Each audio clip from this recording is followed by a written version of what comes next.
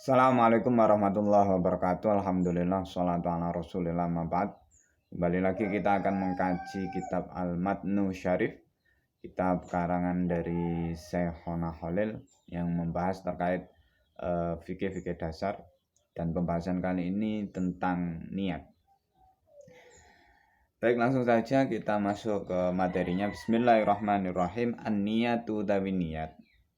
Ya niat iku qasdu syai'i nyejo suwiji-wiji muktarinan hale kang den barengi bifi'lihi kelan nglakoni syai'. Wa mahalluha utawi panggonane niat iku qalbu ati. Wa talaffudzu utawi nglafatake biha kelawan niyah iku sunnatun sunnah. Bismillahirrahmanirrahim. Niat kemarin sudah dibahas tentang fardu-fardunya wudhu, dan niat merupakan salah satu bagian dari fardunya wudhu, yang mana pada penjelasan kemarin niatnya wudhu itu dilakukan bebarengan dengan membasuh wajah inda huslil wajhi, ketika membasuh wajah. Nah, di sini dijelaskan bahwa niat itu adalah qasdu syai', menyengaja sesuatu, bermaksud untuk melakukan sesuatu, berniat untuk melakukan sesuatu. Jadi niat itu menyengaja, yang mana pekerjaan ini, niat ini dilakukan muktarinan bifi'lihi, bebarengan atau bersamaan dengan pekerjaan tersebut. Misal wudhu, ya titik awal wudhu itu apa? Membasuh wajah misal, maka niatnya ya membasuh wajah. Atau sholat misal, titik awalnya sholat adalah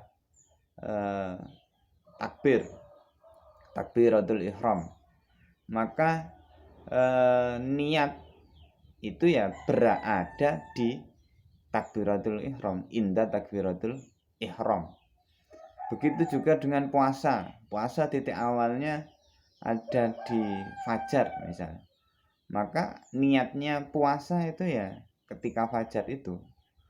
Lalu ada keringanan di mana terus niat boleh dilakukan di malam hari ketika puasa, atau kalau sunnah boleh selama matahari belum istiwa, belum lingsir gitu ya, belum habis waktunya duha. Itu keringanan, tapi pada dasarnya niat puasa ya di titik awalnya. Nah, niat ini berada di titik awal, dan tempatnya niat atau kita melakukan niat itu harus ada di dalam hati. Jadi hanya ada di dalam hati kita itu niat. Maka ketika wudhu ya seolah-olah kita tidak bicara apa-apa ketika membasuh wajah. Itu ketika saat niat. Jadi ya diam, enggak ada lafaz yang terucapkan. Nah, talafudhu niat atau melafatkan niat itu dianggap sunnah. Beda lagi berarti. Ada niat, ada talafudhu niat. Kalau niat itu yang ada di dalam hati, yang mana orang lain itu tidak tahu apa yang kita niatkan. Kalau talafudhu niat, otomatis kita melafatkan, mengucapkan niat tersebut. Nah, kalau mengucapkan niat ini, talafudhu niat ini sunnah hukumnya. Dan ini biasanya dilakukan sebelum niat yang sebenarnya. Jadi ketika wudhu misal biasanya ya jauh sebelum wudhu yang sebenarnya dilafatkan. Jadi kalau misal sebelum berkumur sudah niat nawaitul wudhu'a bla bla bla, terus kemudian berkumur dan seterusnya, menghisap air dari hidung dan lain sebagainya. Atau